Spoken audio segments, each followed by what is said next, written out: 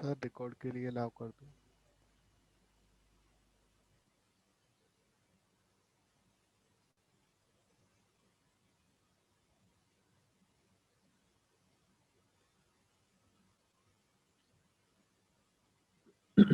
Okay, तो अपन Metasploitable पे काम कर रहे थे। अच्छा हाँ, आप लोगों को और तरीके मिले फिर उसको हैक करने के? सर एक और मिला। कौन सा? सर मैं स्क्रीन शेयर करना चाहूँगा। हाँ, बिल्कुल बिल्कुल, ठीक है, आप कर सकते हो स्क्रीन शेयर। सर ये है। कौन सा? जावा RMI, अच्छा, गुड। सर इस एक्सप्लोर नहीं हो रहा, ये SRV होस्ट नहीं। This must be an address on the local machine. Java RMI जब तुमने सर्च किया तो उसमें यही था या और भी कुछ था? सर यही था एक सिंगल। ये अच्छा, रहा। ओके। प्रो FTPD में क्या दिक्कत आ रही थी? तो पेलोड सिलेक्ट नहीं किया इसलिए रन नहीं हो रहा है वो। है सर, चल जावा पेलोड।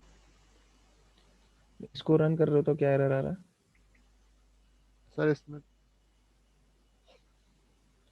सर्वर स्टार्टेड, अच्छा। तो इसका कुछ अलग तरीका होगा इसको एक्सप्लॉइट करने का, जो हम सोच रहे हैं वैसा नहीं होगा ये। Yes sir.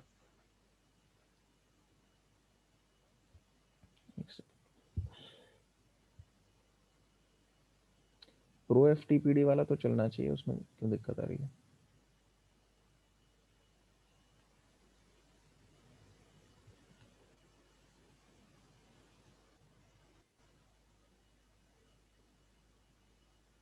ये वाला है सर।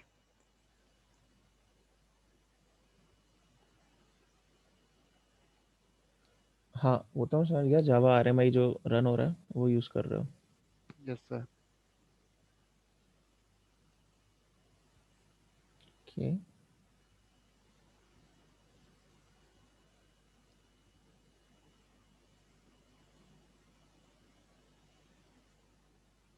एक जगह और भी रन हो रहा है जावा RMI।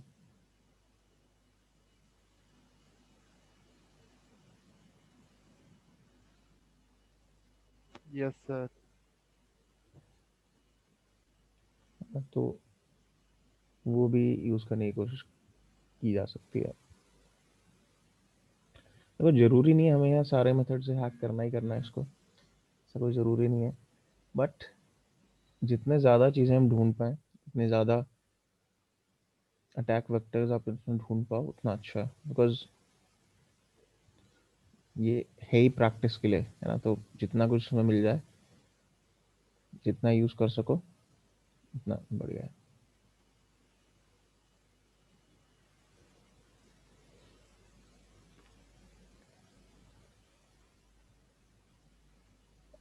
ओके, तो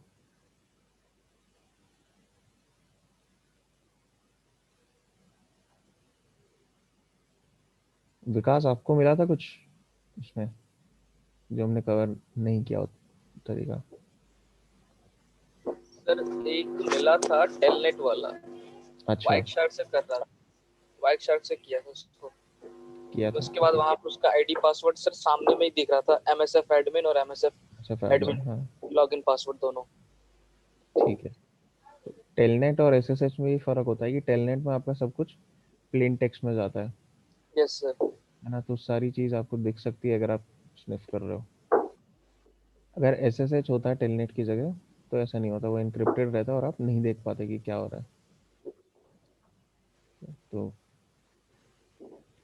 टेलनेट अगर है तो उसमें इस तरह की चीज़ अप्लाई हो जाती है। ठीक है, चलो कुछ और भी यहाँ पे देखते हैं तरीके। सर बोलो। कह रहा था ना कि ऑनलाइन मशीन्स नहीं मिलेंगी सर, एक्चुअली ये डाउनलोड वाले करने में ना प्रॉब्लम हो रही है। जो आपने कल दिया है एक बेसिक पेनिट्रेशन टेस्टिंग वाला मशीन, सर हम्म वो डाउनलोड ही नहीं हुई मेरी। आधी होती है फिर वहां से कैंसिल हो जा रही है बार बार। कैंसिल डेटा हो भी रही जा रहा है, यस सर, डेटा भी जा रहा है और डाउनलोड भी नहीं हो रही है फाइल पूरी।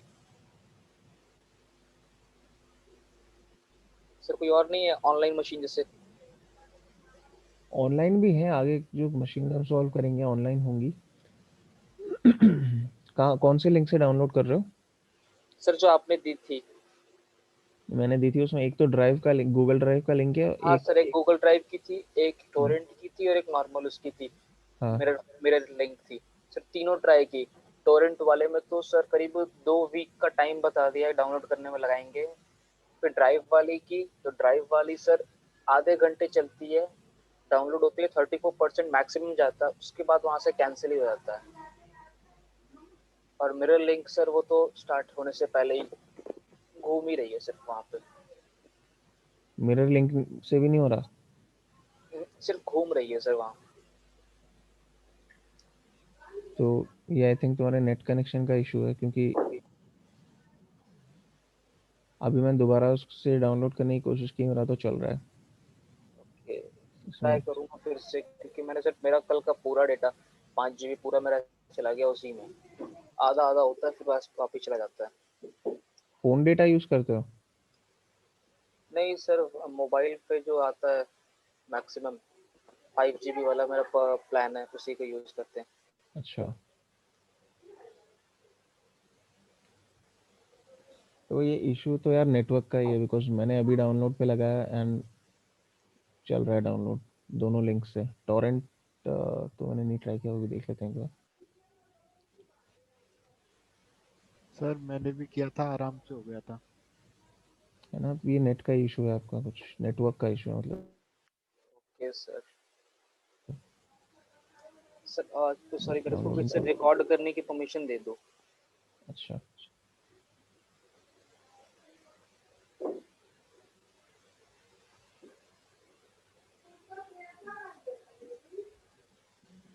Thank you sir. ठीक है।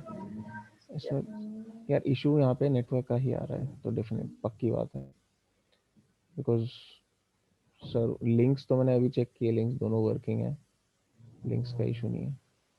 ओके सर, फिर से ट्राई करते हैं। ठीक है, ट्राई करो। टॉरेंट का ठीक है, हो सकता है कि कोई सीड कर ही नहीं रहा, तो मतलब नहीं आ रहा होगा डाउनलोड अवेलेबल।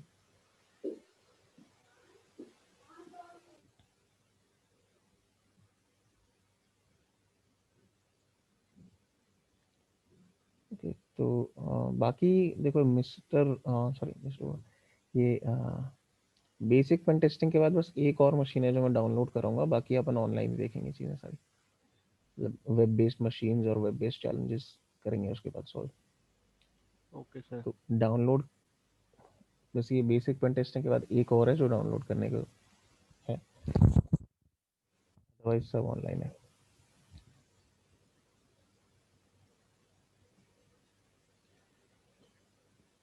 ओके, तो बेटा एक्सप्लॉइटेबल जो है, मैं भी एक बार फटाफट से एक सर्विस वर्जन डिटेक्शन स्कैन कर लेता हूँ इस पे। एंड क्या है अपना IP 10.0.2.252।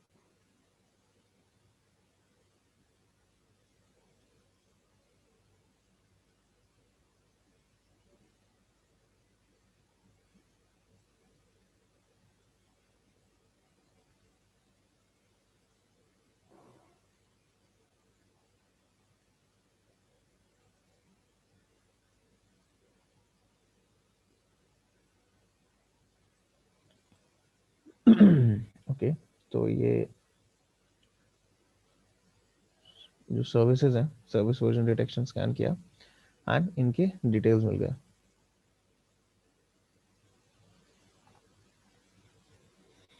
तो अब एक तो यहाँ पे अगर आप देखो तो माई एसक्यूएल रन हो रहा है।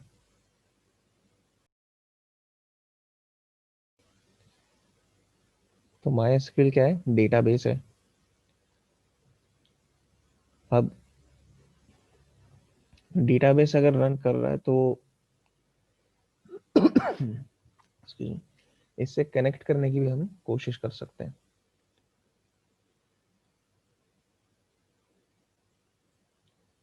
तो वो चीज कैसे होगी देख लेते हैं।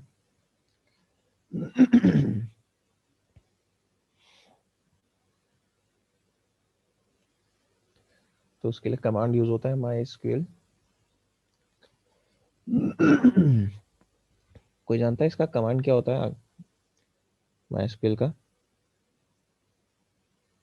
कि हमें क्या क्या चीजें यहाँ स्पेसिफाई करनी होती हैं? नहीं सर। नहीं, चलो ठीक है, मैं दिखाता हूँ। सबसे पहली चीज तो आप स्पेसिफाई करो कि क्या यूजर नेम है।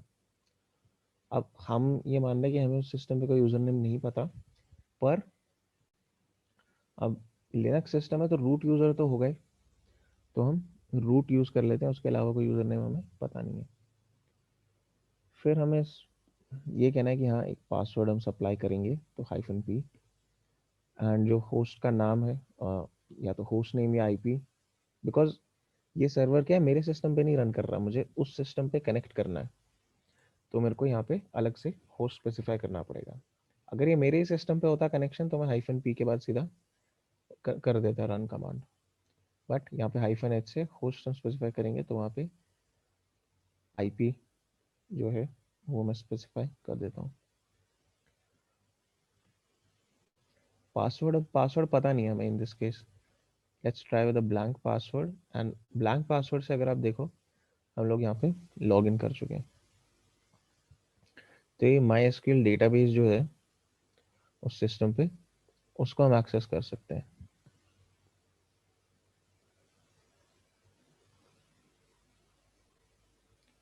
अब मेरे को क्या करना है, सॉरी माई एसक्यूएल डेटाबेस नहीं, माई एसक्यूएल जो सर्वर है उससे कनेक्ट किया। अब हम यहाँ क्या कर सकते हैं, इस डेटाबेस में, सॉरी इस सर्वर पे जितने भी डेटाबेसेस हैं सारे मैं चाहूँ तो देख सकता हूँ। तो शो डेटाबेसेस, ये सारे डेटाबेसेस हैं इस सर्वर पे, DBWA, मेटास्प्लॉइट और ये सारे डेटाबेसेस हैं। मान लो मुझे कोई एक पर्टिकुलर डेटाबेस अगर देखना है कुछ, तो यूज मेटास्प्लॉइट। अब इसमें डेटाबेस में क्या होता है, डेटाबेस में डेटा किस फॉर्म में अरेंज होता है? Row and column. उसको कहते क्या है, रो एंड कॉलम का जो कॉम्बिनेशन है उसको? टेबल्स। टेबल्स। एग्जैक्टली। तो डेटाबेस में टेबल्स होते हैं। अब मैं क्या चाहता हूँ कि इस डेटाबेस के टेबल्स मैं देख पाऊँ कि क्या क्या है। तो शो टेबल्स, सेमीकोलन भी इंक्लूड करना जरूरी है, एम्प्टी सेट। ओके, तो मतलब इस डेटाबेस में कोई टेबल्स है नहीं, कोई दूसरा डेटाबेस यूज करते हैं। मान लो DBWA यूज किया, database changed, again show tables अगर करते हैं तो गेस्ट बुक और यूजर्स। अच्छा, DBWA तो is a vulnerable web application जिसपे प्रैक्टिस की जाती है वेब एप्लीकेशन हैकिंग की। तो उसका डेटाबेस जो जो DBW है उसका डेटाबेस का नाम भी DBWA ही है, और उसके टेबल्स यहाँ पे दिख रहे हैं क्योंकि हमने वो टेबल यूज किया है अभी। इसी सर तरह से बाकी सर ये मशीन को तो फिर तो HTTP से भी हम लोग कर सकते हैं, स्ट्राइक में एक्सप्लॉइट कर सकते हैं ना डेटा HTTP को। से एक्चुअली, बट इसमें क्या है, HTTP से कर तो सकते हो एक्सेस उसको डेफिनेटली, एंड DBWA अगर हैक करोगे तो इस सिस्टम को भी हैक कर पाओगे। Yes sir. पर वेब एप्लीकेशन हैकिंग अलग वो है, मतलब वो वेब PT का कोर्स जो है उसमें कवर होता है। यहाँ पे मतलब DBWA वगैरह इस कोर्स का पार्ट नहीं है। ठीक है सर। इसका कोई अपना वेब सर्वर नहीं है बेसिकली मेटास्प्लॉइटेबल का। ये कुछ डीवीडब्ल्यूए जैसी कुछ वल्नरेबल मशीन्स इन्होंने बस होस्ट की हुई हैं, बट इनका अपना कोई अलग से सर्वर नहीं है या कोई अलग से इन्होंने वेबसाइट नहीं बनाई for the purpose of CTF। ऐसा कुछ नहीं किया हुआ इन्होंने मेटास्प्लॉइटेबल के लिए। तो बाकी जो मशीन्स हम देखेंगे उसमें होंगी वेबसाइट जिनको स्ट्राइक करेंगे, बट इसमें नहीं कर रहे।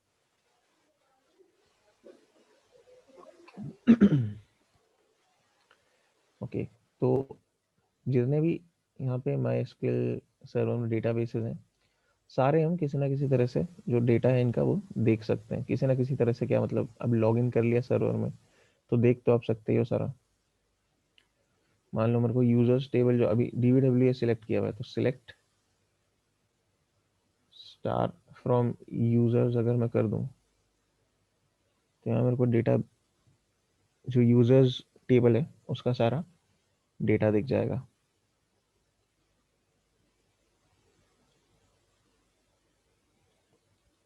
तो एक तरीका ये भी हो गया MySQL जो हमने एक्सेस किया सर्वर, कि अगर वो सर्वर एक्सेसिबल है, उसमें कोई पासवर्ड ही नहीं मांग रहा है, तो आप इस तरह से एक्सेस कर सकते हो। हाँ, अगर पासवर्ड मांगता, अगर वहाँ पे कोई पासवर्ड सेट होता तो फिर डिफरेंट चीज़ हो जाती, बिकॉज यहाँ पे हमें कोई पासवर्ड नहीं पता इस चीज़ का। पर अगर पासवर्ड लगाया ही नहीं है तो फिर वो तो उसका फ़ायदा उठा सकते हैं कि जब कॉन्फ़िगर किया इस तरह से हुआ है कि बिना पासवर्ड के लॉगिन हो रहा है, तो व्हाई नॉट यूज़ इट।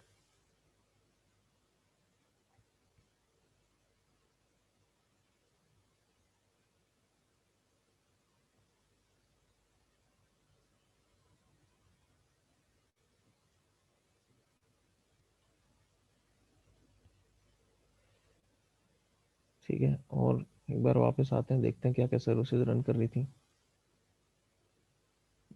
कहते हैं यहाँ एक और डेटाबेस भी रन हो रहा है, PostgreSQL, और उसमें इस तरह से तो लॉगिन नहीं कर सकते जैसे हमने यहाँ किया है, लेकिन उसमें एक दूसरा हम तरीका यूज़ कर सकते हैं। क्या कि मेटास्प्लॉइटेबल में जाएंगे, सॉरी मेटास्प्लॉइटेबल में नहीं, मेटास्प्लॉइट में जाएंगे।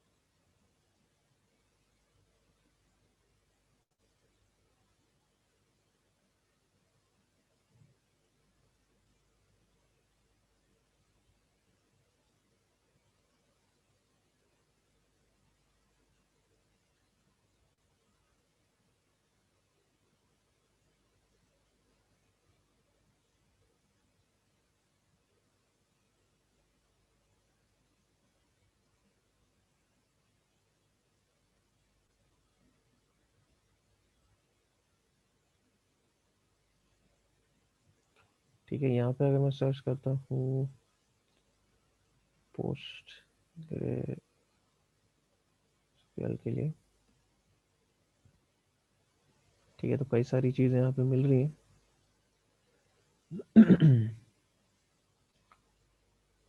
अब एक लिनक्स के लिए स्पेसिफिक ये वाला है जो यहाँ पे दिख रहा है, पोस्टग्रे payload.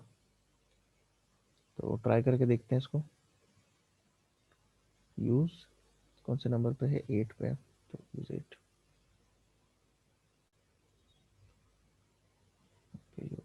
Show options, local host set है, लोकल पोर्ट सेट है, बस आर होस्ट सेट करना है। पोर्ट भी एक बार चेक कर लेते हैं। ठीक है, पोर्ट सही है, 5432 ही है।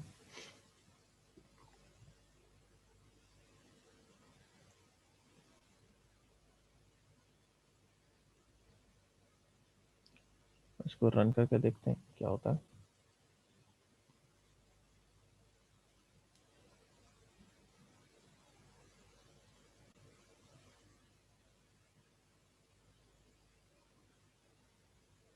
ओके, तो मीटर प्रिंटर सेशन यहाँ पे ओपन हो गया। अब we are logged in as the Postgre database. अब मेटास्प्लॉइटेबल जो सिस्टम है उसमें we are logged in and as the user Postgres. क्या मेटास्प्लॉइट शेल से नॉर्मल शेल में आ सकते हैं? आ सकते हैं। अगर आप शेल कमांड यूज करते हो तो you will drop into a system shell and अगर फिर वापस अगर आपको उसको मीटर पे लाना हो तो पहले बैकग्राउंड करो इस चीज को, सेशंस देखो कौन से चल रहे हैं। अच्छा नहीं, I think meterpreter shell पे आ गया वापस। ओके ठीक है, तो इसमें आ गया वापस ऑलरेडी, सेशंस में जाने की जरूरत ही नहीं है।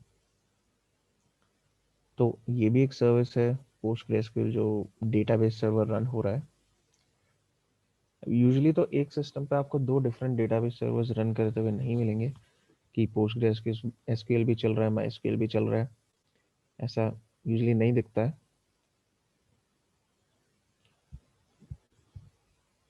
दोनों में से कोई एक ज़्यादा से ज़्यादा आपको मिलेगा।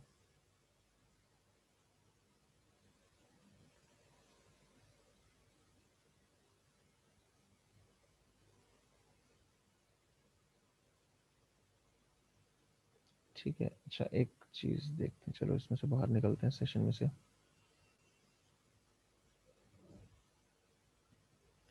लेट्स सर्च फॉर आरएमआई, देखते हैं जावा आरएमआई के लिए क्या अवेलेबल है। नहीं, ऐसे तो नहीं। इसमें कोई भी दो वर्ड्स अगर आपको एक साथ सर्च करना है ना, उसमें ध्यान रखो कि आप अंडरस्कोर लगाओ, बिकॉज मेटास्प्लॉइट उसी तरह से नाम रखता है अपने मॉड्यूल्स का। तो ये अगर अंडरस्कोर नहीं लगाओगे तो वो फिर सर्च ढंग से रिजल्ट्स नहीं मिलेंगे। अब मुझे क्या सर्च करना था, जावा आरएमआई के लिए, तो Java underscore RMI is what I use.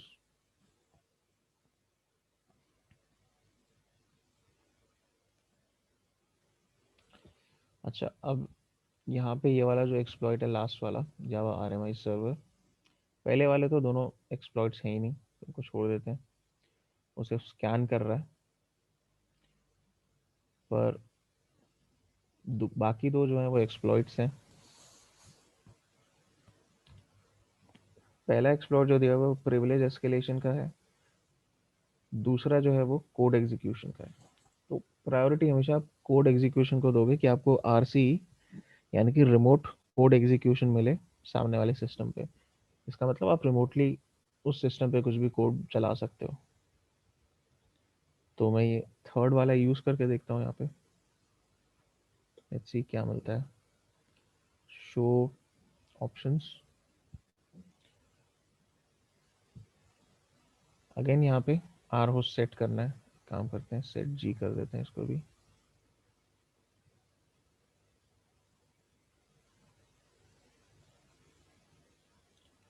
अब रन करके देखते हैं क्या होता है।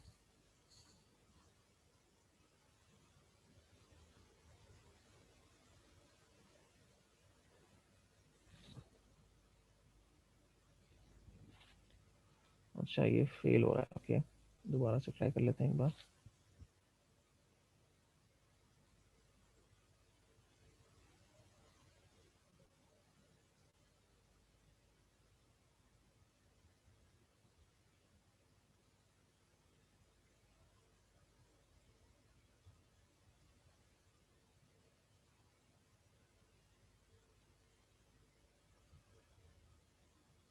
अच्छा इसमें एक तो यहाँ पे रन हो रहा है, एक यहाँ पे रन हो रहा है।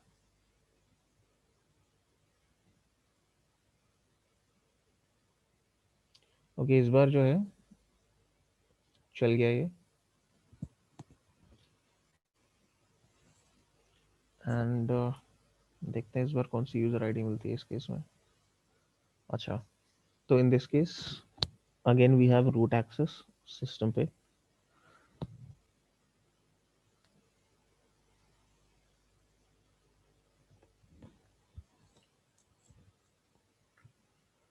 तो ये एक और तरीका था यूजिंग विच हमने सिस्टम को एक्सेस किया।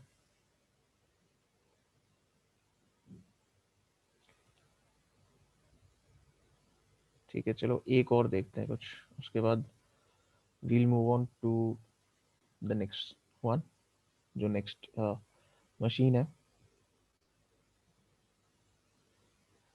कौन सा देखा जाए? ओके चलो ये डिस्क से सीडी देख लेते हैं। अगेन इसको सेशन को एग्जिट करते हैं पहले।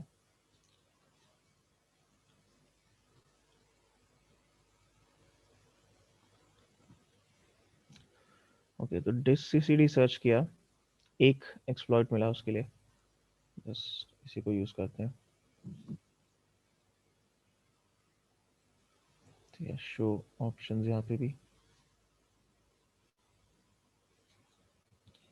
ठीक है, बाय डिफॉल्ट ये सेट है आर पोर्ट 3632, चेक कर लेते हैं, कंफर्म कर लेते हैं। ठीक है 3632 ये आर होस्ट भी सेट है। अगर मैं इसको सीधा सीधा रन कर दूंगा तो ये नहीं काम करेगा बिकॉज पेलोड सिलेक्ट हुआ नहीं है। तो यूज नहीं sorry, set payload cmd Unix. चलो रिवर्स शेल के लिए लगा लेते हैं एक। और इसमें अगर मैं ऑप्शंस देखूं,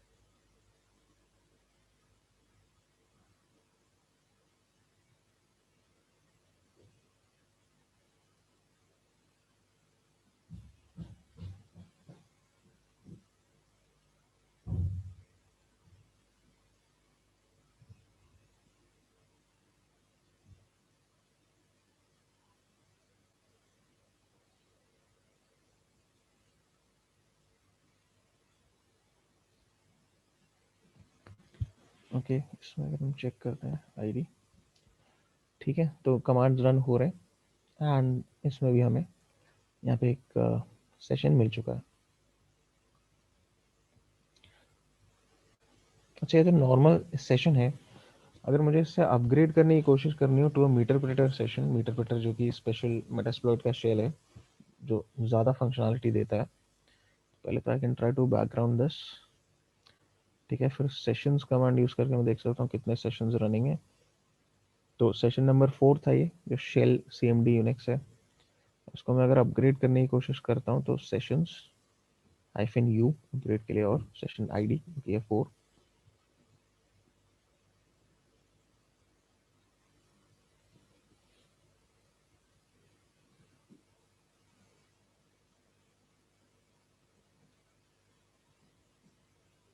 ओके तो क्या हुआ अब इसमें देखते हैं।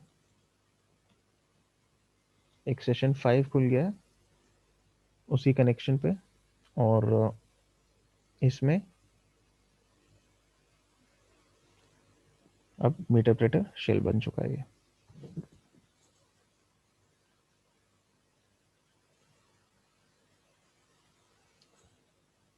ठीक है चलो अब इसको करते हैं एग्जिट।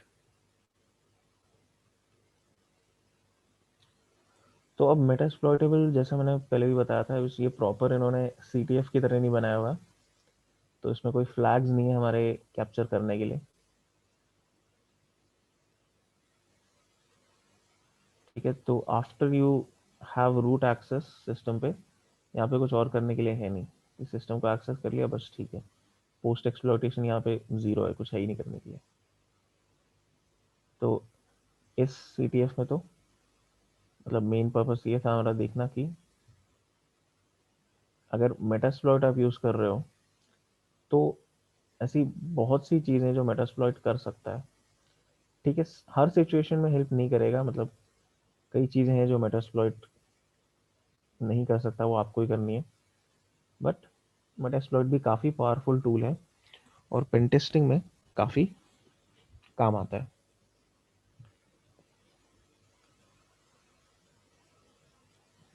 तो बाहर आ जाते हैं मेटास्प्लॉइट के अब। ठीक है, एंड मेटास्प्लॉइटेबल सिस्टम है उसको मैं शट डाउन कर देता हूँ। दूसरा वाला जो CTF है, बेसिक पेन टेस्टिंग, उसको फिर मैं स्टार्ट करता हूँ।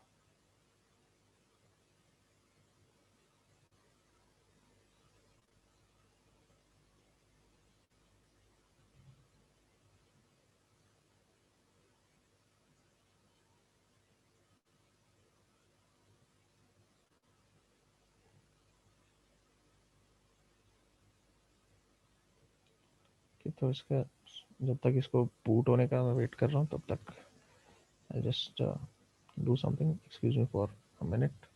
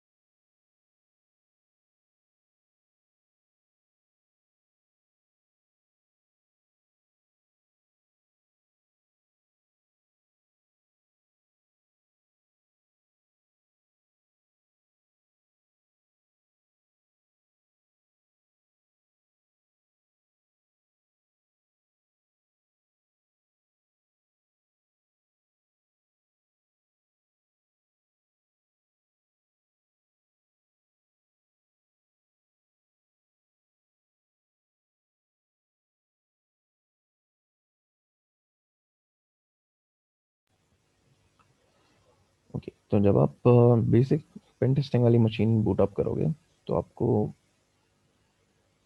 इस तरह से स्क्रीन उस पर, इससे आगे नहीं जाना हमें हमें ये बस एक बार वेरीफाई करने के लिए कि हाँ सब ठीक से काम कर रहा है इस सिस्टम पे।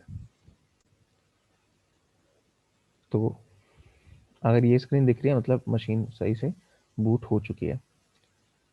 तो इसके बाद फिर वापस आप अपने अटैकिंग सिस्टम पे आ जाओ।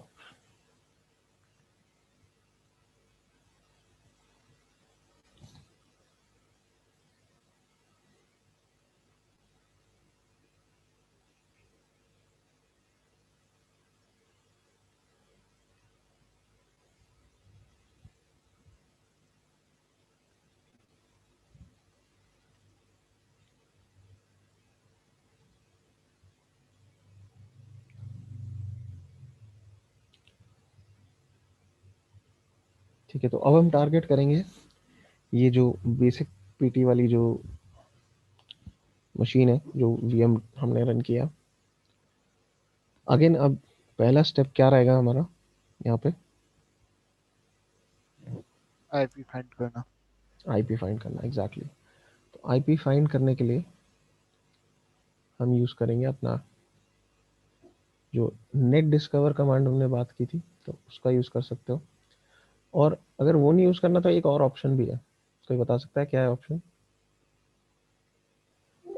यस सर, क्या? एआरपी स्कैन करेंगे, एआरपी स्कैन लोकल ये होस्ट का। नेट डिस्कवर एआरपी स्कैन करता है, तो यस सर। मतलब बेसिकली सेम ही चीज़ है वो। दूसरा एक ऑप्शन है जिसमें एआरपी की ज़रूरत ही नहीं है, बिना एआरपी के हो जाएगा वो। वो कैसे सर? तो मैं पूछ रहा हूँ, सोचो कैसे हो सकता है। और उसमें एक टूल है जो आप ऑलरेडी जानते हो कैसे यूज़ करना है, वो यूज़ करेंगे। ठीक है, अलग से कुछ कोई नया टूल भी नहीं है उसके लिए, जो आप ऑलरेडी जानते हो ऐसा एक टूल हम यूज़ सर कर। एनमैप से भी कर सकते हैं हाँ। कैसे? सर क्या रन एनमैप करेंगे? एनमैप से भी सर आईपी के साथ उसका सर सीआईडीआर फॉर्म में देंगे, आईपी एड्रेस हो जाएगा, वो पूरा वो फॉर्म स्कैन करेगा उस नेटवर्क को, फुल एग्जैक्टली नेटवर्क। उसका नाम क्या है उस तरह के स्कैन का? एग्जैक्टली नाम सर, एक सेकंड, नाम नाम याद नहीं आ रहा है सर अभी मेरे को एग्जैक्टली उसका, लेकिन सीआईडीआर फॉर्म में सर आईपी एड्रेस देते हैं उसका। सीआईडीआर फॉर्म में देते हैं, ठीक है। इवन सीआईडीआर फॉर्म नहीं यूज़ करना तो भी यूज़ कर वो दे सकते हो। एनमैप आपको ऐसी कोई लिमिटेशन नहीं लगाता है, ठीक है। एनमैप इज़ वेरी इंट्यूटिव उस मामले में कि बिना सीआईडीआर के भी उसमें कोई इशू नहीं आएगा। पर अच्छा, प्रोटोकॉल कौन सा यूज़ हो रहा है ये तो बता दो। सर या आईसीएमपी पैकेट सेंड करते हैं सर सारे के सारे आईपी एड्रेस पे, जिससे रिक्वेस्ट, आईसीएमपी सेंड करके, एग्जैक्टली। जिससे सर रिक्वेस्ट आता है वो होस्ट हमारा ओपन रहता है, अप रहता है। हाँ, तो इस चीज़ को हम कहते हैं पिंग, पिंग करना। Yes sir, pink. Ping command भी होता है अगर आप पिंग कर रहे हो किसी चीज़ को, लेकिन डायरेक्टली पिंग कमांड अगर यूज़ करोगे इंडिविजुअल एक एक आईपी के लिए उसको चलाना पड़ेगा। एनमैप में मैं क्या कर सकता हूँ, -SN, क्योंकि मुझे पोर्ट स्कैनिंग नहीं करनी है यहाँ पे, यस सर। सिर्फ पिंग करना है। एंड जो आईपी एड्रेस रेंज है तो हम कहाँ पे हैं अभी, 10.0.2 वाले उसमें है। तो इसमें मैं अगर स्पेसिफाई कर दूँ 1 से लेके 254 तक, सीआईडीआर के बिना भी ये आराम से काम कर जाएगा। लेट्स से कि हम करते हैं ये चीज़।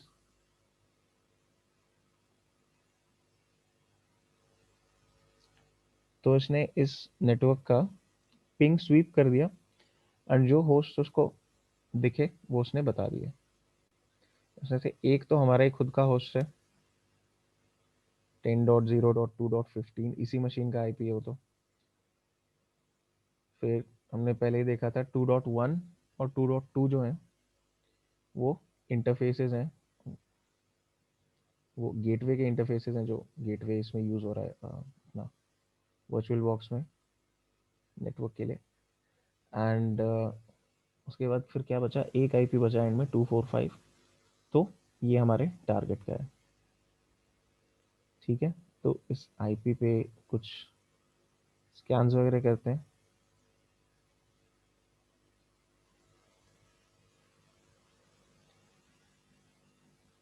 सबसे पहले तो एक बेसिक स्कैन ही कर लेते हैं।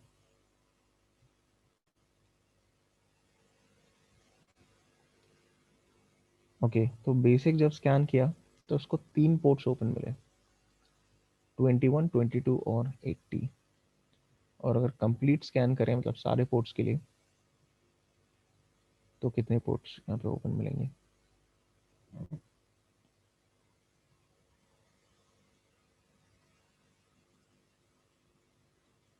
अच्छा, इस केस में भी 3 ही पोर्ट्स ओपन मिले हैं, मतलब इससे ज़्यादा पोर्ट्स खुले ही नहीं हुए इस सिस्टम पे, सिर्फ 3 ही पोर्ट्स ओपन रखे हैं इन्होंने। कौन से पोर्ट्स हैं? FTP, SSH और HTTP।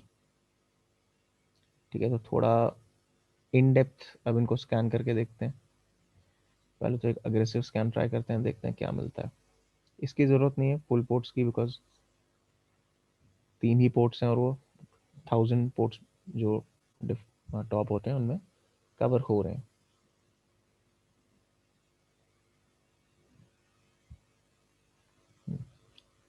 ओके, तो कुछ स्क्रिप्ट स्कैन में तो कुछ उतना पता चला नहीं है। एक वल्नरेबिलिटी स्कैन भी ट्राई कर ही लेते हैं, देखते हैं क्या मिलता है।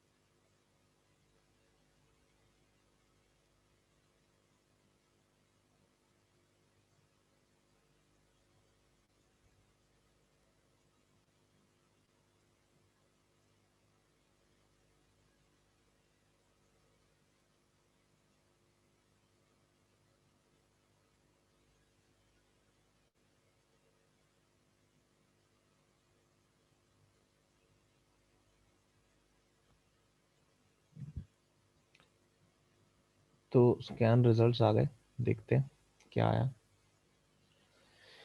ठीक है, ज़्यादा कुछ लग तो नहीं रहा स्कैन रिजल्ट्स में।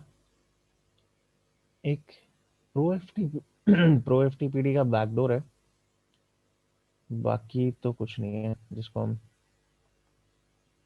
यूज़ कर पाए। तो देखते हैं बैकडोर कैसे यूज़ होगा। इसके लिए भी मेटास्प्लॉइट यूज़ कर सकते हैं।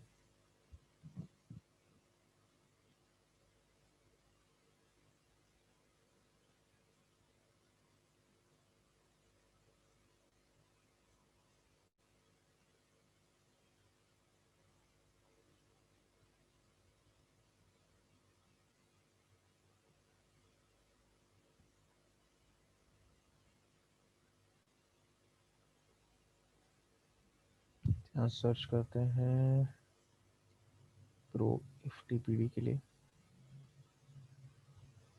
अच्छा, जो बैकडोर है यहाँ पे बैकडोर वाला एक ही दिख रहा है, 133C। इसका क्या है description? 1.3.3C backdoor command execution. अच्छा, इसमें वर्जन डिटेक्शन स्कैन में होगा ना? हाँ, 1.3.3C ही है। ठीक है, तो इसको हम कोशिश कर सकते हैं एक्सप्लॉइट करने की। तो देखते हैं यूज 4 के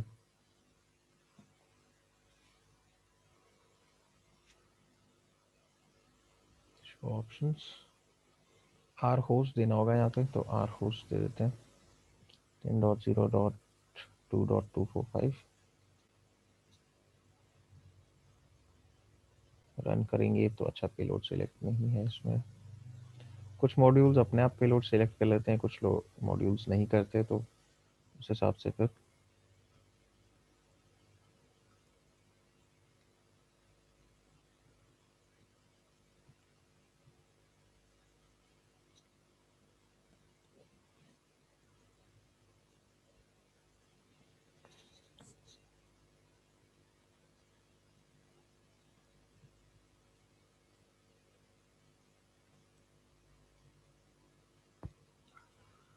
ओके। तो यहाँ पे भी शेल मिल गया एंड एज रूट हम एक्सेस कर पा रहे हैं सिस्टम को। पर ये तो इसमें क्या था, मेटास्प्लॉइट यूज़ किया, बहुत जल्दी हो गया। अब देखते हैं इस मशीन को बिना मेटास्प्लॉइट यूज़ किए क्या कर सकते हैं।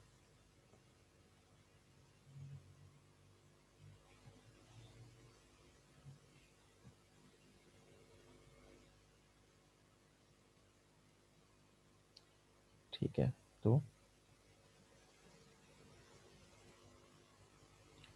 अब 3 पोर्ट्स हैं, FTP, SSH और HTTP।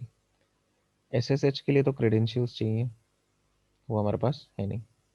FTP ट्राई करते हैं, यहाँ पे अनोनिमस लॉगिन अलाउड है या नहीं। वैसे अगर होता तो nmap दिखा देता।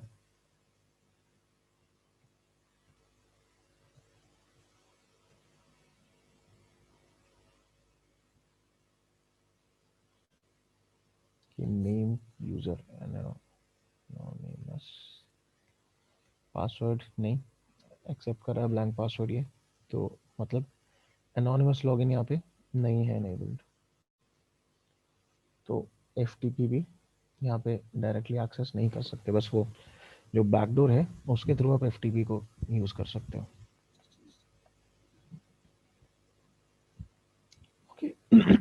SSH के लिए हमारे पास कोई क्रेडेंशियल्स है नहीं। HTTP लेकिन जो है ट्राई कर सकते हैं।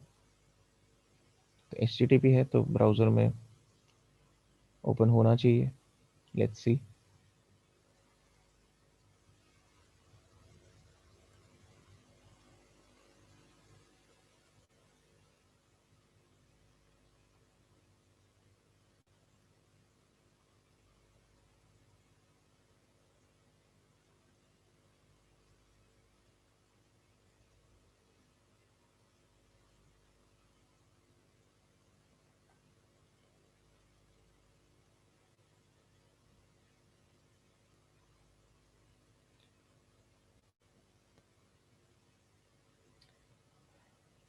ओके, तो सर्वर है तो सही। जब उसको एक्सेस करने की कोशिश कर रहे हैं तो डिफ़ॉल्ट जो वेब पेज आता है वो दिखा रहा है। पर इस वेब पेज पे तो हमें कुछ मिलेगा नहीं, बिकॉज ये तो सिर्फली ये दिखा रहा है कि सर्वर चल रहा है, कोई वेबसाइट है या नहीं वो यहाँ पे नहीं पता चल रहा। इसमें तो पेज सोर्स में भी जाओगे तो कुछ मिलेगा नहीं। ओके, तो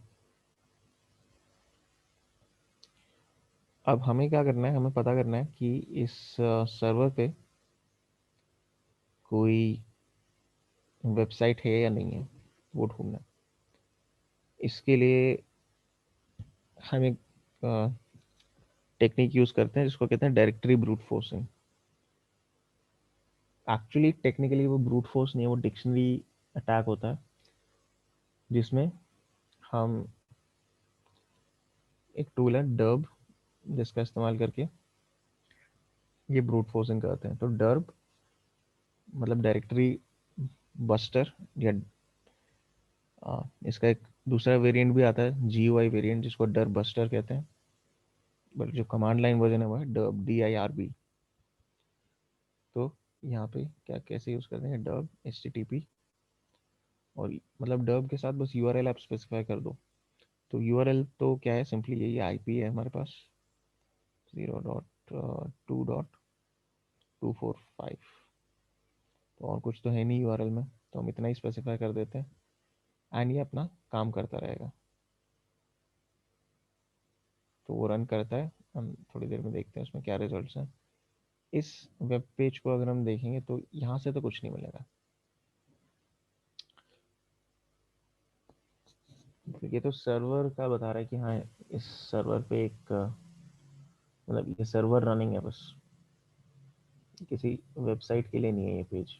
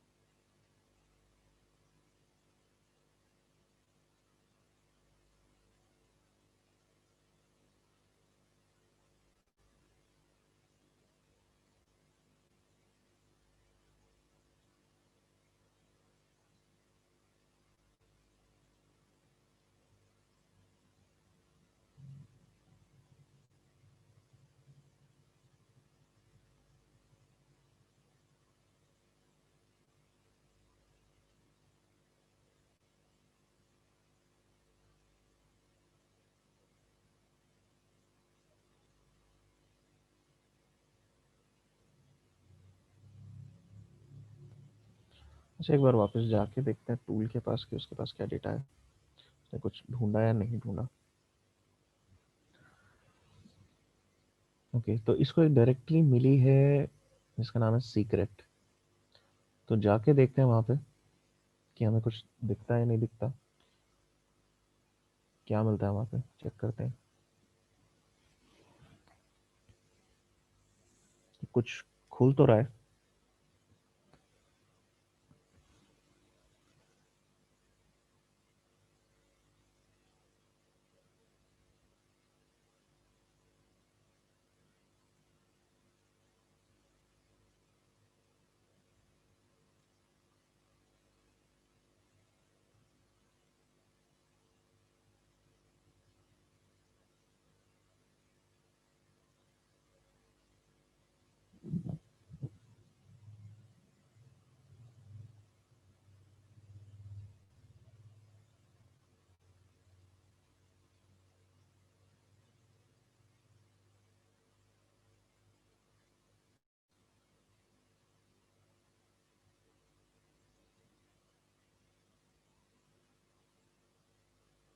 माय सीक्रेट ब्लॉग, तो कोई ब्लॉग टाइप वेबसाइट है ये। एंड अच्छा, अभी भी खुल ही रही है।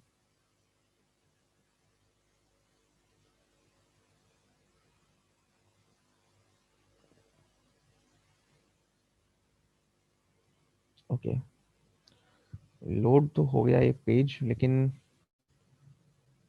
इसकी फॉर्मेटिंग प्रॉपर नहीं है एंड बहुत ही अजीब तरह से ये पेज दिख रहा है यहाँ पे। स्किप टू कंटेंट अगर देखें तो क्या है यहाँ? अच्छा, सिंपली नीचे ले आ रहा पेज में। ओके, अगर मैं इस पे क्लिक करूँ लिंक पे, तो क्या हम प्रॉपर उसको देख सकते हैं साइट को या नहीं? चलो चेक करते हैं।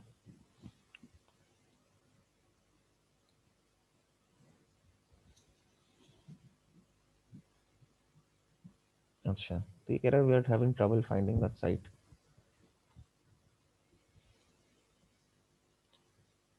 इस पॉइंट तक तो चल रहा है आगे, बट अगर आगे जाना हो तो उसको मिल ही नहीं रहा। आगे कैसे जाना है?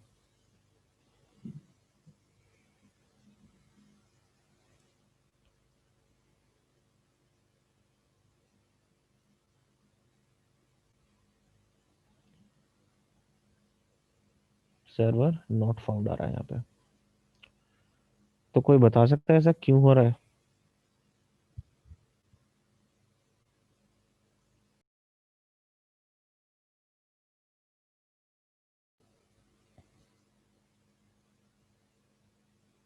हम्म? अच्छा, ध्यान से नोटिस करो एक चीज,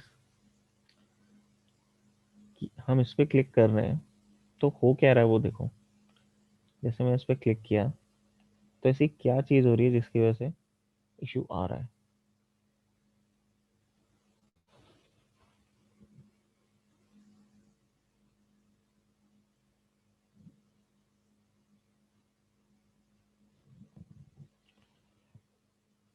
ठीक है, पूरा जो एरर मैसेज भी आ रहा है इसको ध्यान से पढ़ो, ऑब्जर्व करो कि एरर क्या आ रहा है और क्यों आ रहा है।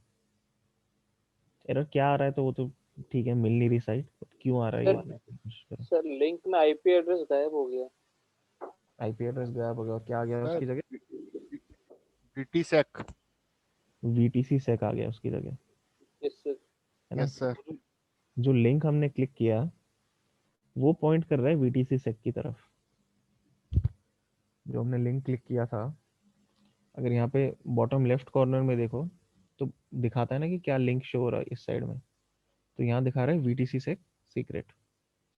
लेकिन वीटीसी सेक क्या, ये तो सिस्टम को अब पता ही नहीं है क्या है। उसको तो सिर्फ आईपी एड्रेस पता है। वीटीसी सेक हो सकता है कि इस सिस्टम का होस्ट नेम हो। तो ये जो सारे लिंक्स हैं वीटीसी सेक को ही पॉइंट कर रहे होंगे आई थिंक। हाँ, यहाँ देखो ये वाला लिंक भी वीटीसी सेक की तरफ ही जा रहा है। मैं इस पे भी अगर क्लिक करूँ तो आई थिंक हम सिमिलर एरर पे पहुंचेंगे। हाँ, सेम ही चीज़ है कि we can't connect to the server at VTC sec. तो अब अगर मैं चाहता हूँ कि मैं लिंक्स एक्सेस कर पाऊँ, तो ऐसा मुझे क्या करना होगा, ऐसा क्या मैं कर सकता हूँ, क्या स्टेप ले सकता हूँ इस चीज़ के लिए? देखो, वीटीसी से कोई वेबसाइट नहीं है, तो अब हमारा ब्राउज़र कर क्या रहा है कि जब इसको वीटीसी से मिल रहा है लिंक में, तो ढूंढने की कोशिश कर रहा है कहाँ है। वो किसी ऐसे होस्ट को नहीं जानता जिसका ये होस्ट नेम हो। डीएनएस रिक्वेस्ट भी अगर इसके लिए भेजेगा तो कोई रिस्पॉन्स तो मिलेगा नहीं। तो अब यहाँ पे ऐसा क्या करना चाहिए जिससे कि ये सारे लिंक्स जो है काम करने लग जाए।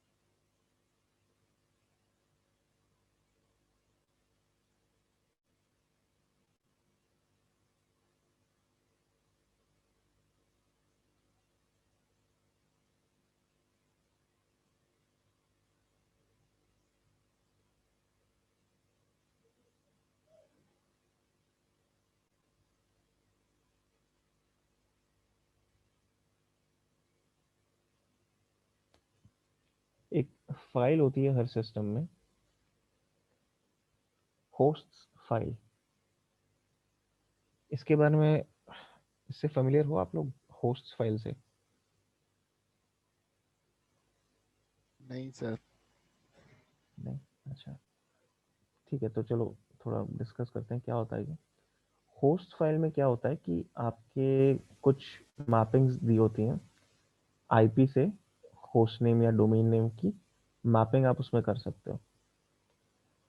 तो अब जैसे इस केस में क्या होता है कि जो वीटीसी सेक वाला लिंक था, ठीक है, तो अब ब्राउज़र को नहीं पता, सिस्टम को नहीं पता कि वीटीसी सेक क्या है, कहाँ है। तो पहले तो वो होस्ट फाइल चेक करता है। अगर होस्ट फाइल में उसको एंट्री मिल जाती है तो वो कॉरस्पॉन्डिंग जो भी वैल्यू है आईपी, वो यूज़ करता है। अगर नहीं मिलती तो उसके बाद वो कोशिश करता है डीएनएस से पता लगाने की। अब डीएनएस से भी यहाँ तो कुछ मिलेगा नहीं क्योंकि ये कोई वेबसाइट तो है नहीं। तो हम क्या कर सकते हैं कि जो अपनी होस्ट फाइल है सिस्टम की, उसको ही क्यों ना एडिट करते हैं। जो होस्ट फाइल है वो होती है ईटीसी डायरेक्टरी के अंदर, और मैं यहाँ पे नैनो यूज़ करके एडिट कर सकता हूँ उसको। नैनो ईटीसी होस्ट्स, ठीक है, तो ये फाइल खुल गई। अब यहाँ पे सिंपली जितनी भी एंट्रीज हैं उसमें एक और ऐड कर देते हैं 10.0.2.245 जो कि आईपी है सामने वाले सिस्टम का। एंड उस आईपी से कॉरस्पॉन्डिंग क्या हमें चाहिए, होस्ट नेम।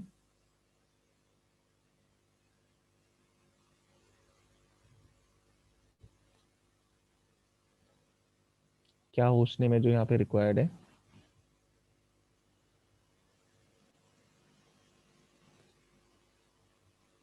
अभी देखा हमने क्या होस्ट नेम चाहिए यहाँ पे। बीएस बीईसी क्या चीज?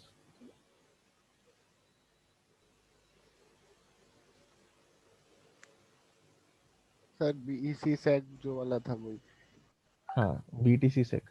बीटीसी सेक, सॉरी। तो स्पेलिंग कंफर्म करनी है, यहाँ से चेक कर सकते हो। ठीक है, इसमें जो यूआरएल पे जा रहा है बीटीसी सेक, सेक। सिंपली क्या है वो, V T C S E C. ठीक है, तो ये डाल दिया। अब ये क्या मैपिंग क्रिएट कर दी हमने कि ये होस्ट नेम अगर है तो वो इस आईपी पे लोकेटेड है। तो ये हमने मैपिंग क्रिएट कर दी इस फाइल में। एंड अब मैं इसको एग्जिट करता हूँ सेव करके। अब अगर मैं एक्सेस करने की कोशिश करूंगा उसको, अगर मैं वो सेम लिंक अगर यूज कर रहा हूँ, तो अब देखना क्या होगा। अब देखो ये खुल रहा है प्रॉपर, उसमें इमेजेस वगैरह भी लोड हो रही हैं, जो फॉर्मेटिंग थी वो भी प्रॉपर अप्लाई हो रही है, सब कुछ अब जैसे चलना चाहिए वैसे चल रहा है साइट में। पहले इस तरह की चीज इसलिए आ रही थी क्योंकि इसके जो रिसोर्सेज हैं, इमेजेस, सीएसएस फाइल्स, स्क्रिप्ट जो भी है, सारा वीटीसी सेक से लोड हो रहा था। वीटीसी सेक तो पता ही नहीं सिस्टम को कि है क्या, तो लोड कैसे करेगा, तो उसको आइडिया ही नहीं कि है क्या चीज़, तो लोड ही नहीं कर सकता। अगर मैं इस पेज को भी अगर रिफ्रेश कर दूं अब, तो ये सीधा यहीं आ जाएगा, माई सीक्रेट ब्लॉग, यही है सीक्रेट ब्लॉग। ओके, तो इसको अगर मैं देखूँ एट फर्स्ट ग्लांस से क्या लग रहा है कि it is simply A blog. And WordPress पे बनाया हुआ, ये कई जगह मेंशन है वर्डप्रेस का। तो WordPress is actually very popular CMS और कंटेंट मैनेजमेंट सिस्टम। जहाँ तक कि वेबसाइट्स की बात हम करते हैं, बहुत सी वेबसाइट्स होंगी, बहुत सी वेबसाइट्स हैं आई मीन जो वर्डप्रेस पे बनी हुई हैं, तो इसलिए इन्होंने यहाँ पे वर्डप्रेस यूज किया बिकॉज बहुत ही पॉपुलर सीएमएस है। अगर नेट फ्रीक्वेंटली काफ़ी सर्फिंग कर रहे हो नेट पे, तो ज़्यादातर वेबसाइट्स जो आप देखोगे इस तरह की ब्लॉग टाइप्स, वो सारी वर्डप्रेस पे बनी हुई होती हैं। ठीक है, तो ओके, ज़्यादा बड़ी वेबसाइट नहीं है, ज़्यादा बड़ा ब्लॉग नहीं है, एक पोस्ट सिर्फ यहाँ दिख रही है हेलो वर्ल्ड करके, ये भी मतलब स्टार्टिंग वाली पोस्ट है। तो यहाँ से ही ये पता चल रहा है कि कुछ किया नहीं हुआ इसमें, और कुछ नहीं किया हुआ। बट इस पेज को देख के एक पीस ऑफ इंफॉर्मेशन है जो मैं यूज़ कर सकता हूँ, जो मेरे पोटेंशियली किसी काम की हो सकती है। बता सकते हो क्या है वो? सिर्फ ये पेज देख के, जो इस पेज पे कंटेंट है उसको देख के।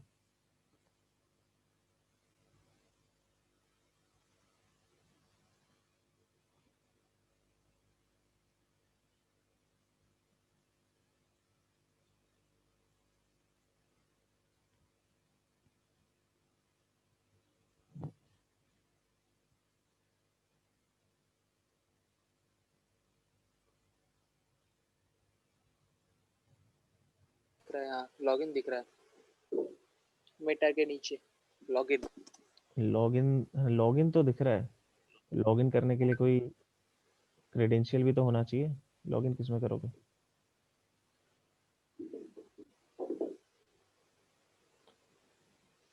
अगर मैं लॉगिन करने जाता हूँ, चलो लॉगिन पे जाते जाके देखते हैं अगर सर हमें। ऊपर एडमिन पे, हम्म एडमिन।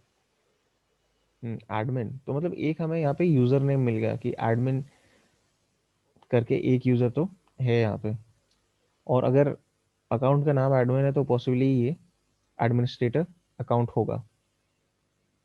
हो सकता है ना हो, बट इन ऑल प्रोबेबिलिटी ये एडमिन अकाउंट होगा, बिकॉज नाम एडमिन यूजली सिर्फ एडमिनिस्ट्रेटर अकाउंट्स का ही रखा जाता है। ठीक है, तो अकाउंट का नाम तो पता चल गया। अच्छा, वेबसाइट की जहाँ तक हम बात करते हैं अटैकिंग की, एक चीज़ जो मैंने ध्यान नहीं कवर की, किसी भी वेबसाइट पर अगर जा रहे हो या किसी भी वेबसाइट को अगर टेस्टिंग कर रहे हो उसकी, तो सबसे पहली चीज़ तो ये है कि आप robots.txt को चेक करो। अच्छा, इस यहाँ पे है नहीं, इस सर्वर पे है नहीं वो फाइल। फेमिलियर हो इससे, robots.txt से? क्या होता है ये? नहीं सर। नहीं, अच्छा। जो आपके वेब क्रॉलर्स होते हैं, जो गूगल, याहू, बिंग, इन लोगों के जो क्रॉलर्स होते हैं, जो अक्रॉस द इंटरनेट जाके वेब पेजेस को ढूंढते हैं और फिर उनको अपने डेटाबेसेस में ऐड करते हैं, तो ये तो क्या सारा ऑटोमेटेड होता है ये। पर हो सकता है आपकी वेबसाइट के कुछ पार्ट्स हों, कुछ वेब पेजेस हों जो आप नहीं चाहते कि इस तरह के टूल्स एक्सेस करें। तो robots.txt नाम की एक फाइल बना के आप रख दोगे और उसमें लिख दोगे कि हाँ ये जो यूआरएल है, ये जो वेब पेज है, ये एक्सेस नहीं कर सकते आप, यहाँ जाना ही नहीं है। तो वो जो वेब क्रॉलर है, जो बॉट है, वो उन पेजेस को इग्नोर करेगा, उनको अपने इंडेक्स में ऐड नहीं करेगा एंड उनसे रिलेटेड कोई भी डेटा नहीं स्टोर करेगा। तो अगर robots.txt फाइल में हमें कुछ मिल जाता है ऐसा इंटरेस्टिंग या जो सेंसिटिव इंफॉर्मेशन होल्ड कर सकता है कोई पेज, तो उस पर भी हम काम कर सकते हैं। हो सकता है हमारे कुछ काम की इंफॉर्मेशन मिल जाए। अब इस वेबसाइट में तो इन्होंने डाला ही नहीं है robots.txt, तो it's out of the question. पर 99.9% वेबसाइट्स में तो आपको ज़रूर मिलेगा robots.txt। हाँ, उसमें कुछ अपने काम का होगा या नहीं विद रिगार्ड्स टू हैकिंग या पेनिट्रेशन टेस्टिंग, वो अलग बात है, वो डिपेंड करता है साइट पे, बट एटलीस्ट वो जो टेक्स्ट फाइल है robots.txt वो तो मिलेगी। चलो, तो वो चीज़ नहीं है यहाँ पे, कोई बात नहीं। इसका पेज सोर्स भी आप देख सकते हो अगर कुछ इंटरेस्टिंग मिले। यूजुअली अगर पेज सोर्स में कुछ होगा तो वो कमेंट्स में मिलेगा, कोड में इतना कुछ यूजुअली नहीं होता अनलेस कोई हिडन इनपुट फील्ड हो। बट यहाँ देख के लग नहीं रहा कि कुछ है इसमें, ठीक है, यहाँ कुछ मतलब का है नहीं। चलो ठीक है, लॉगिन वाली जो चीज़ है इस पे थोड़ा काम करते हैं। क्या लॉगिन पे आ गए, कह रहा है यूज़र नेम और ईमेल एड्रेस। यूज़र नेम तो चलो एडमिन डाल देंगे, पर पासवर्ड हमें पता नहीं है। ठीक है, पासवर्ड मान लो कुछ डिफॉल्ट या कुछ सिंपल सा पासवर्ड अगर यूज़ करने की कोशिश करें, से अच्छा 1234, नहीं ये भी नहीं है। तो password you enter for the user name admin is incorrect. तो मतलब एडमिन यूजर नेम तो सही मान रहा है बट पासवर्ड नहीं है। पास पासवर्ड ये भी नहीं काम किया।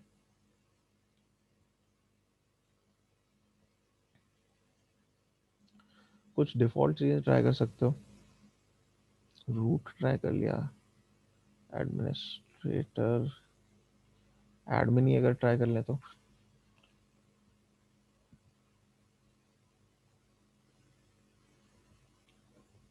ये काम कर गया। तो एडमिन एडमिन यूजर नेम और पासवर्ड थे इसके। अच्छा, तो ये जो है एडमिन पैनल खुल गया इस वेबसाइट के लिए। तो यहाँ पे क्या है, कुछ भी कर सकते हो आप इस वेबसाइट में, कोई भी चेंजेस अगर करना चाहो तो यहाँ से कर सकते हो।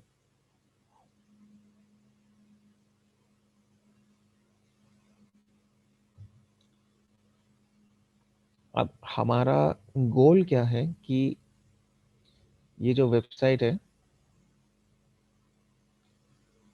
या ये जो वेब सर्वर इसको कह सकते हो, इसके थ्रू हम सिस्टम को हैक करें। मतलब हमें क्या करना है कि हमें एक्सेस चाहिए, अल्टीमेटली तो हमें रूट एक्सेस चाहिए सिस्टम का, बट पहले अगर एक्सेस ही मिल जाए तो ये काफ़ी है।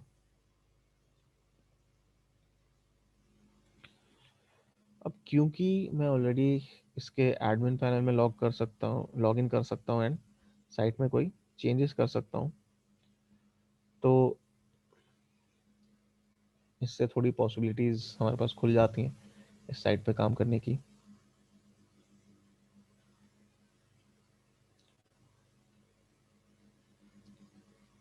तो यहाँ किस तरह की चीज़ हम कर सकते हैं, क्या टेक्निक यूज़ कर सकते हैं,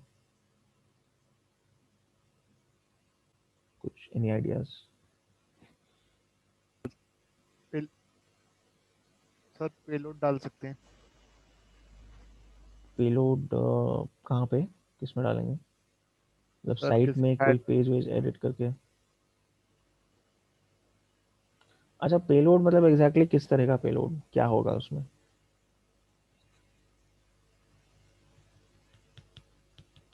ठीक है, कुछ ना कुछ पेलोड तो डालेंगे, पर पेलोड पेलोड डालने के साथ सेल एक्सेस चाहिए होगा ना, बिना शेल के पेलोड कैसे इसमें डालेंगे?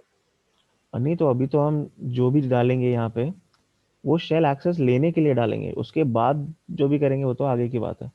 वही तो। अब है ना, तो अभी तो पहले ये सोचो कि शेल एक्सेस लेने के लिए क्या कर सकते हैं। पेलोड इस पेलोड भी यहाँ पे शेल एक्सेस लेने के लिए भी ठीक है, कुछ कुछ ना कुछ तो हम यूज करेंगे पेलोड, बट कैसे करेंगे, क्या करेंगे।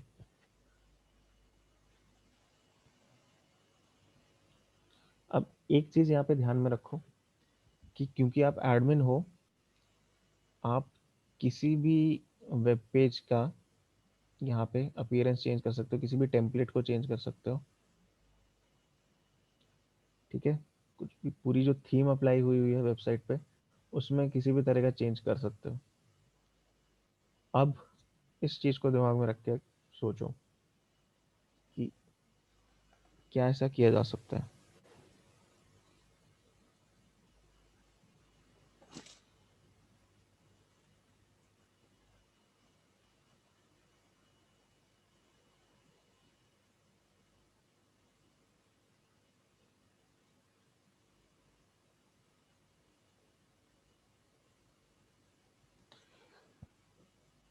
सर सिंगल पोस्ट में कुछ पेलोड डालें? डालने के लिए तो बहुत ऑप्शन है, सिंगल पोस्ट में डाल लो, चलो सिंगल पोस्ट में डालेंगे, बट क्या डालें, मेन क्वेश्चन ये है कि क्या डालें। डालने को तो आप मेन इंडेक्स टेम्पलेट में डाल दो, एरर टेम्पलेट में डाल दो, कहीं भी डाल दो, तो कोई इशू नहीं है। कोई यहाँ पे हार्ड एंड फास्ट है नहीं कि चेंज करना है तो एक ही को कर सकते हो, जो भी चेंज करना है कर लो। अच्छा चलो ठीक है, कल तक सोचो इस पे, नहीं अगर मिलता है कुछ तो फिर मैं बता